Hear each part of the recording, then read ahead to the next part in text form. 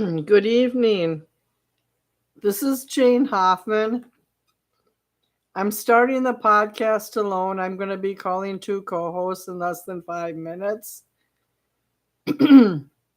I wanted to express two things right off the bat.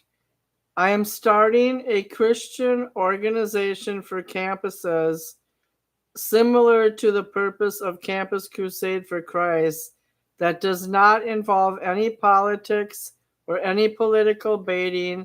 It is strictly a Jesus-driven movement that witnesses kindly to other people without telling them how to alter their lifestyles directly unless they ask.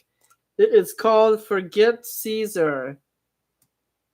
And the reason I am naming it Forget Caesar is because Jesus said in the Bible, give to Caesar's what is Caesar's and give to God what is God's. In other words, don't mix the two, because let's say even in the days of Christ, there were high taxes and Jesus dealt with some of the heavy-hitting tax collectors that overtaxed the poor and middle class. Jesus said, just pay them off. Don't complain, in a sense. But also, he did not adhere to any Christ-believing person to subscribe to the norms of political values. In other words, I cannot project my political beliefs onto a fellow or future believer without damaging the relationship. I can witness to things that are testament to the Bible. I can share individually with people my personal experience and what I believe the Bible advocates, but I cannot knock people over the head with my belief system and alienate them and divide them into sheep and goat categories. So please stay tuned for future marketing that I will have on TikTok and Twitter. My new TikTok handle is Janessa the Jesuit, and I've been posting a lot about religion, politics, and child estrangement. Please follow my TikTok. Now, there's some other topics I want to bring up tonight. I'm also talking about a new media storm of very effective and educated young people that are becoming media moguls on TikTok. One is Harry Sisson. One is a guy that goes by the name of mzvg.mca. He might introduce his real name in the segment I'm about to play. And then there's another female who did a lot of research and went into a lot of depth about Charlie Kirk's very deep and personal relationship with Candace Owen. In fact, some people thought that they might even be a couple. They were so well connected and complemented each other so well in their political beliefs and the way that they projected to audiences their mantra. So I will try to play her later in the show, but I do have one conservative calling in and one Democrat. So I'm going to play this clip right now before they even get on the show, so as not to alienate them. But this is a very important clip because it's somebody. My son was born in 98 and he's a Gen Z. This guy is probably born 5 years after my son. Maybe he's around 22 or 23. And he is right on the mark. I watched Trump's speech today in Iowa to kick off America 250, so you don't have to, and here's my overview. We'll start with the craziest thing he said, which is that we're going to have a UFC fight on White House grounds. Coming in at a close second to that was he said that only 18 out of every 10,000 people don't have autism. So 9,982 out of every 10,000 people have autism. And it's artificially created, he said, and they're going to get to the bottom of it. He spoke for about an hour and he only mentioned Biden twice, so that is an improvement, although I will say that he did say fake news 7 times, which I will remind you again. Fake news is purely a fascist idea. This has been well documented for decades. He reiterated that somehow there were 0 border crossings last month, and then also said that that number is made up, his term made up, by radical left Democrats. He said gas prices are way down, which again is not true. They're about exactly where they were when he took office, but he said that we also cured inflation. And then he says that there's going to be no more estate tax if you love your children, but if you don't love your children, you can just forget about that because it doesn't matter. He said Dems wouldn't vote for the big, beautiful bill purely because they hate Trump, but he says that's totally fine because he hates them too, reiterates that, and then says that the big, beautiful bill is going to kick immigrants off of Medicaid, which I will remind you again, undocumented migrants are not receiving any federal assistance. It is not a thing. How would they if you don't know they're there? He said Iran phoned him in advance of their strikes on our military base in Qatar, and he said, go for it. And then they planned out a time and said, are you ready? And he said, we're ready. Literally, he said that he agreed to American bases in foreign countries being bombed. He was fine with it. He agreed to it. He said that Biden took away air traffic control, and that's what caused that plane to hit the helicopter over D.C. while he was president. 2 days ago, he said the number was 88 billion, but today he said we've taken in hundreds of billions of dollars from tariffs, which I will remind you is your money. A tariff is a tax on an imported good paid by the importer that is then passed down to you, the American consumer. He said we gained 830,000 jobs last month, even though he posted himself earlier today that we gained 145,000 jobs last month. To expand on his slavery statement from Alligator Auschwitz, he said that we're just going to trust farmers if they say that these people are not bad, and they're not going to deport anyone who's here illegally who a farmer says they should be here. And then he says that, but if the farmers are bad at that, maybe we'll just deport the farmers and leave the immigrants.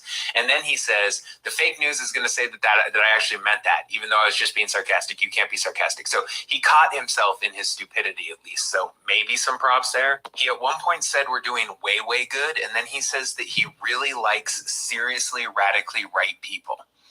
You know, like white supremacists. He really likes them. He said so. He said every single police department in the country had record recruitment numbers since he went into office. Every single one. He went on a long rant about how he got the FIFA World Cup and how he got the Olympics. I will remind you that for the Olympics, cities individually put out their own bids, and then the International Olympic Committee is the one who figures out where they're going to pick. And then regarding FIFA, he said he got the great soccer, you know, that whole deal. He couldn't remember it was the FIFA World Cup. He said that Democrats are criminals and thugs for going after him legally, even though he was found guilty by a jury of his own peers. And then he goes on a long rant about renaming Fort Bragg because we won a bunch of wars from Fort Bragg, is what he kept saying. He twice says that the military parade in D.C. went down Fifth Avenue. I grew up in Alexandria. There is no Fifth Avenue in D.C. That's in New York. You know where he famously said that he could shoot someone on the street on Fifth Avenue and no one would change their mind about him? Well, he thinks that's in D.C. now, or he doesn't know where the parade was, or he doesn't know where he lives, or whatever. But he definitely doesn't know D.C. He said that twice, I promise you. Speaking about the parade, he said that climate change is not real because they couldn't predict the weather for the parade. That is why climate change is not real. In addition to that, he said that if the ocean levels rise, you're just going to have more beachfront property. I will remind you that there's a limited amount of land. And so if the ocean rises and covers some of that land, then you will have less property. You will have less actual oceanfront property if the water rises and makes the land mass on which it sits smaller. Right? That's just common sense, right? He wants to talk about common sense. He describes RFK Jr. as a little bit different, which I actually agree with him on that. Okay, I'm going to stop that now because I have to get into my segment. I want to bring up 3 other things Trump did this week that were way off base.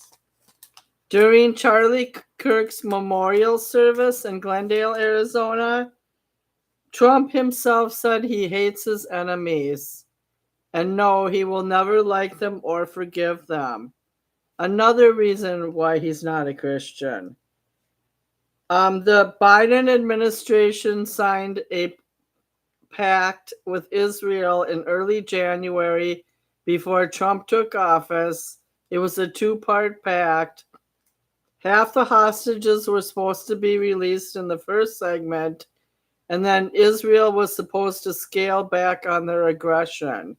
On March 18th, Netanyahu refused to do that, and he also escalated the war. And Netanyahu informed President Trump, we only need 2 more weeks to carry out this mission, and then we will scale back on the war. What happened is Netanyahu failed to meet the second part of the agreement that would have gotten him all of the hostages back. He is now planning to enter Gaza. Netanyahu is entering Gaza City, and the leader of the Israeli defense system, I believe his name is Zimmer, he told Netanyahu, no, we do not need to go in there. We do not need to spread our forces out, cause more casualties, and risk getting no hostages back ever. Because for one thing, the hostages are being held in the Gaza City area. Also, the people who are able to still live somewhat normal lives, even though nobody really is, they can't evacuate because they have nowhere to go. So they've decided to stay in Gaza City and risk death. The last segment I have to project before I bring in my host is that here's the problem.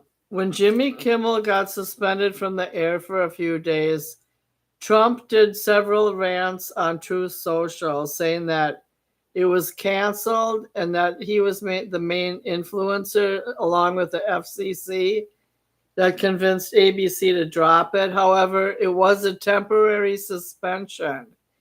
And now Trump's saying he's going to go after ABC with another lawsuit because he feels offended, even though this is a comedian who made one joke, and he's going to get twice as much money as he did the last time. No standing president has ever sued the media, not even Richard Nixon during his darkest days. It's wrong for President Trump to do that while he is sitting in office. Now, with that, I'm going to call my hosts. I have Bianchi and Don to call, and I'm going to do it now. Thank you for your patience.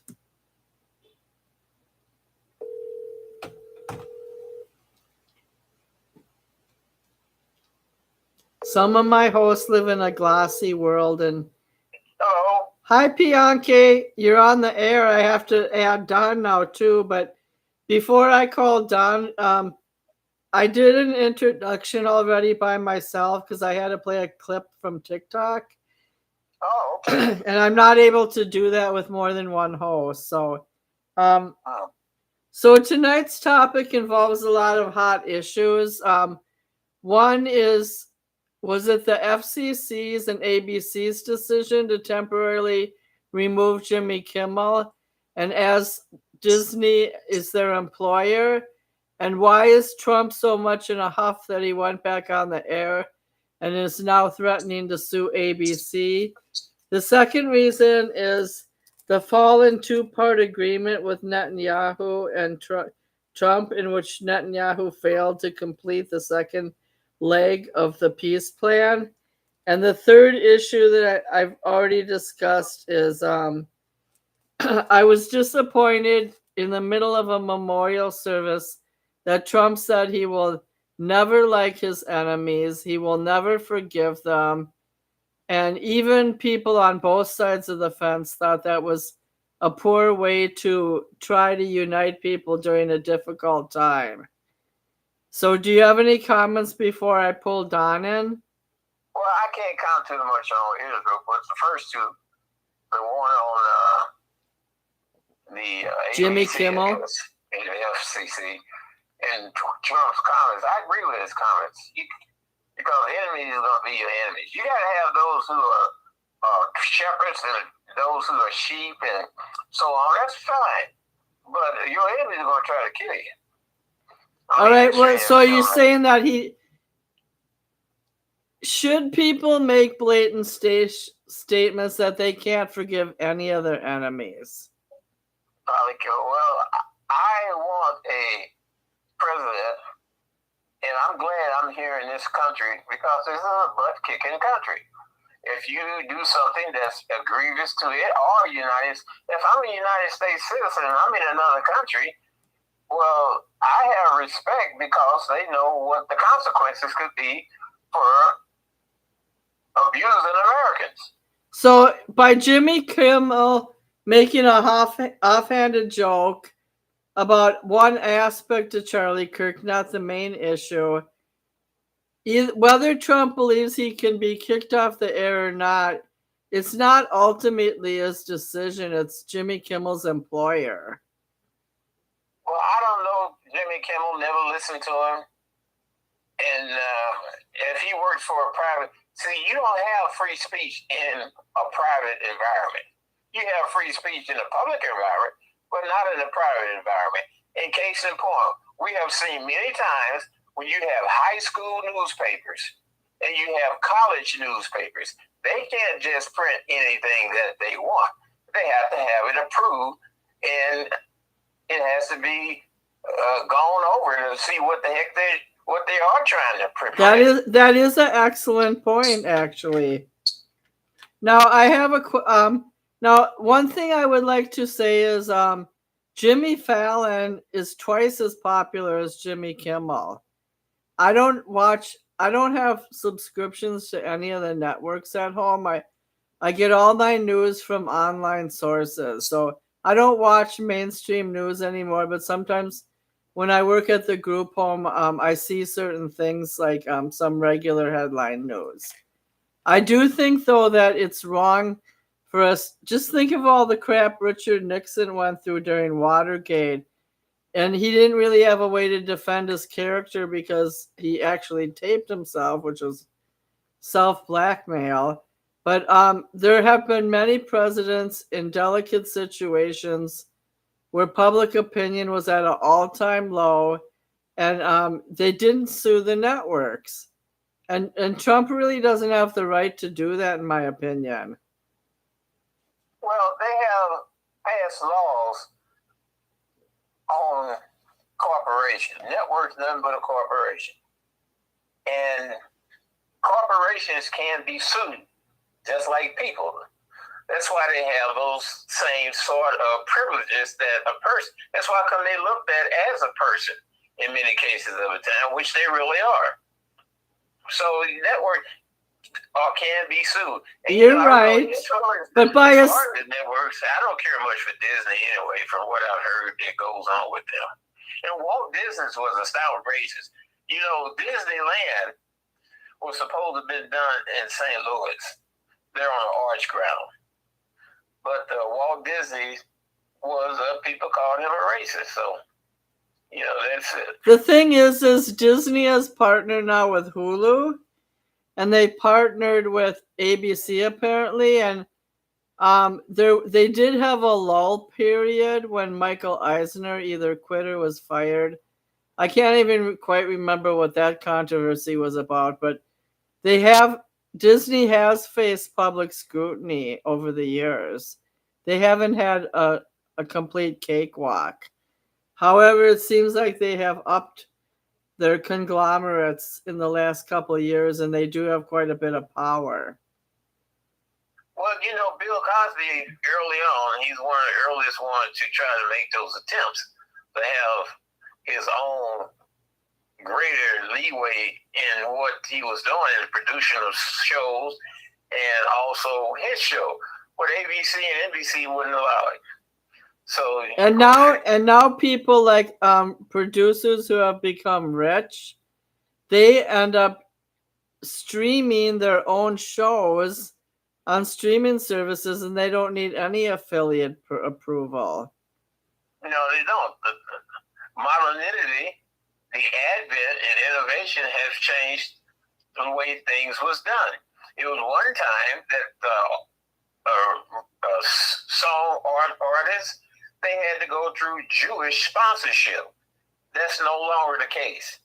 They have a way of doing those things by themselves. And then many of them are doing a very, very good job at it. Hell, the Jews used to control the Harlem Globetrotters. A. Saberstein. And he was terrible.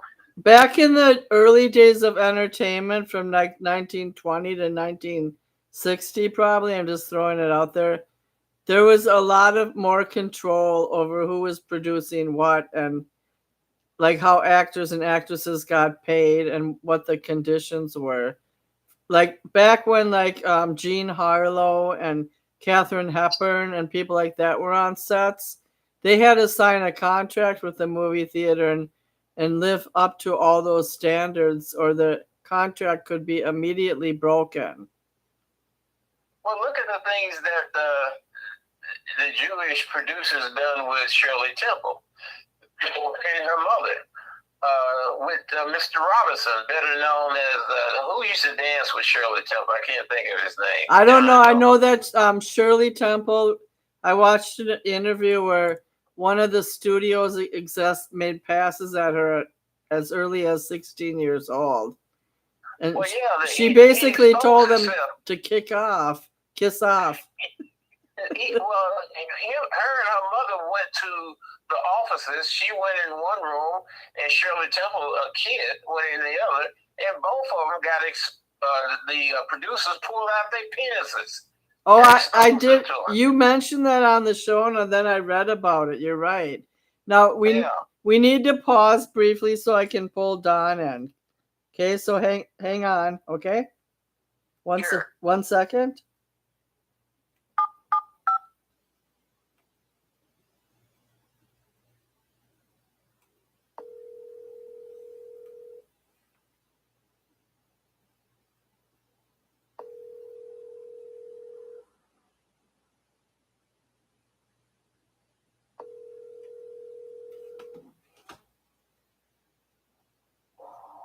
Hey. Hi, you're on the show with Bianchi. Just one moment. Okay, Don's on the show now. Okay. We've been going about 10 minutes.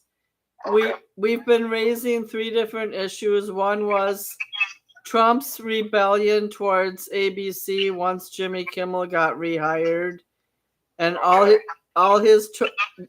the different kinds of way Trump tries to control every aspect of American life, which to me is disturbing. And then we also talked about how Trump never gave Biden credit for Israel's 2-part plan in the peace process, and how Netanyahu backed off. He followed step 1 on the peace plan process in early January, but then he backed off from Trump and told him that different things have to be done before he's going to agree to more peace negotiations. And Trump has not pressured him. And then the next thing that we discussed about is my anger with Trump and saying that he will never forgive his enemies or like them in the middle of a memorial service, which is actually an honest admission, but it makes him look terrible. So both Bianchi and Don are on the show. Keep talking. All right. Yeah, hi, Bianchi. Hello, Mr. Don. How are you, sir? I'm doing fine. Thank you very much. Just looked at some highlights yesterday of your nephew. He's doing pretty well over there. So that's good. Yeah. But yeah, no, those 3 things, I'm not sure. Let me just put it this way. Have there been any media contracts that you find troubling in the last year or two, with Trump suing the network, Jimmy Kimmel getting rehired, and all this Charlie Kirk business, which is taking people off the rails? I don't know what you guys have talked about, but all of this is, again, a diversion. This is merely a diversion for Doge and any other general devices that 4547 is using, is going in his pocket. That's Trump coin and the other coin. Also, a young podcaster said that Trump went on Truth Social at 4 a.m. a day and a half ago and posted a bunch of rants at 4 in the morning. I mean, just boundary. He needs boundaries. But they know that's what they do when you are trying to get promotion, publicity. You do anything. You know, as I said, I graduated journalism and worked for the Times and Herald Examiner for quite a while. And the main thing is any publicity is good publicity. It can be good, bad, ugly, illegal. You know, I can shoot anybody on Fifth Avenue and get away with it. I can hold hands with Epstein in the Washington Mall before they take me down. You know, those are kind of things that don't faze anybody who has no, very little conscience. So that's, what we're playing. You gotta understand one thing, that we're not playing with apples and oranges. We are playing with apples and oranges.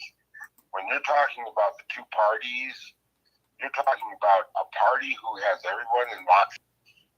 All the followers follow a person, authoritarian, autocrat, whatever you want to call him, dictator, and you follow them without thinking. You get up their banner, you take their banner, and you just run with it. I do. Can I interrupt a minute?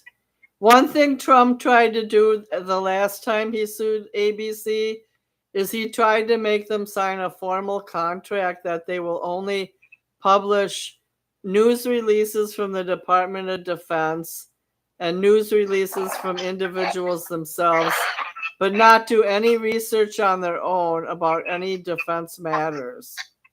Well, the other, okay, in answer to that, Trump knows Epstein. He knows Disney. He knows all the people at Disney are promoting the gay agenda. And so he kicked out Epstein for his pedophilia because that's all included in the Disney family, if you want to call it that. So pedophilia is running rampant at Disney,